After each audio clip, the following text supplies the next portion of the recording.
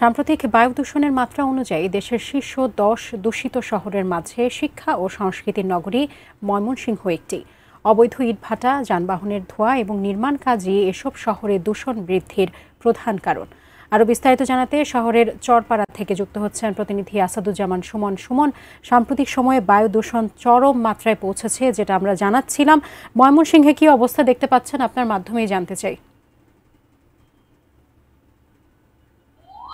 সাজিয়া, ধন্যবাদ আপনাকে। আপনি যেমনটি বলছিলেন যে আসলে বাংলাদেশের যে বায়ু দূষণের যে শীর্ষ তালিকা, তার মাঝেও কিন্তু এই শিক্ষা ও সংস্কৃতির নগরী ময়মনসিংহ কিন্তু রয়েছে। এই শহরে কিন্তু আমরা দেখেছি যে ঘনবসতির কারণে এবং যানবাহনের যে ধোঁয়া ও এসবের কারণে এবং যে নির্মাণ সামগ্রী যত্রতত্র ফেলে রাখা, বালু রাস্তার পাশে ফেলে রাখা, এসব থেকেও কিন্তু এই যে বায়ু দূষণ, সেটি কিন্তু প্রধান কারণ হিসেবে এখানকার যারা রয়েছে তারা আমাদেরকে জানিয়েছে।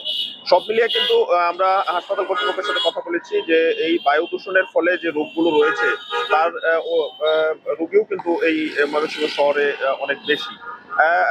এই যে এই স্বাস্থ্য ঝুঁকি এবং বায়ু দূষণ, সেটি থেকে পরিত্রাণ পেতে কিন্তু আমরা এই সরকারি যে সংশ্লিষ্ট দপ্তরগুলো রয়েছে, যে মহলগুলো রয়েছে, সেগুলোকে কিন্তু সেরকম সোচ্চার হওয়ার কোনো কর্মসূচি আমরা দেখছি না। আর যারা সাধারণ নাগরিক রয়েছে তারা বলছেন যে এই বায়ু দূষণের নিয়ন্ত্রণে যারা কাজ করবেন তারা যদি আরো বেশি সোচ্চার হয় এবং আরো বেশি দায়িত্বশীল হয়, এই যত্রতত্র নির্মাণ সামগ্রী ফেলে রাখা এবং এই পরিবেশ দূষণের যে কারণগুলো রয়েছে সেগুলোর প্রতি যদি একটু সচেষ্ট হয়, তাহলে কিন্তু এই যে শিক্ষা ও সংস্কৃতির নগরী ময়মনসিংহ, সেটি কিন্তু বাসযোগ্য হবে এবং মানুষ কিন্তু এখানে বসবাস করে যে তাদের যে বায়ু দূষণের যে রোগগুলো, সেগুলো থেকে তারা পরিত্রাণ পাবে।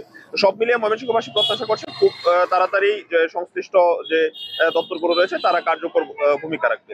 তো সাজিয়া, ময়মনসিংহ থেকে এই ছিল আমার কাছে বায়ু দূষণের সবশেষ খবর।